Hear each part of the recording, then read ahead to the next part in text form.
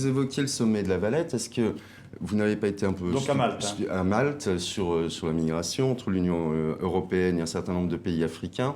Est-ce que vous n'avez pas été un peu stupéfait quand même par l'égoïsme finalement de l'Europe, des pays riches, qui mettent sur la table une somme assez ridicule d'1,8 milliard, qui demandent essentiellement des mesures sécuritaires de la part des pays africains et ne donnent pas grand-chose en échange?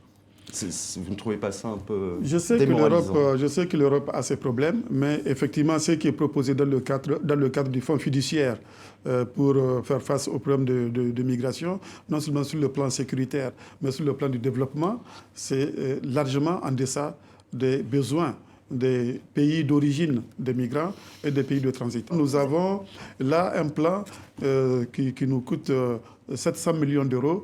Or, ce qui est proposé pour l'ensemble de la riposte à l'ensemble des pays, qu'ils soient de transit ou d'origine, c'est 1,8 milliard d'euros. C'est largement insuffisant. Dans un premier temps, la première réponse est de fermer les frontières. C'est ce à quoi on assiste.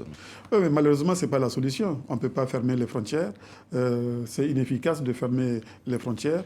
Et donc, c'est pour cela que je dis d'ailleurs, il faut traiter le problème de l'économie mondiale de manière globale. Est-ce qu'on ferme les frontières aux capitaux? Est-ce qu'on ferme les frontières aux biens et services? Non, il faut traiter la question de la gouvernance économique mondiale dans sa globalité. En attendant, vous êtes un pays qui a accueilli énormément de migrants, peut-être, et de réfugiés, peut-être plus de 200 000, notamment des réfugiés qui continuent d'affluer venant du Mali.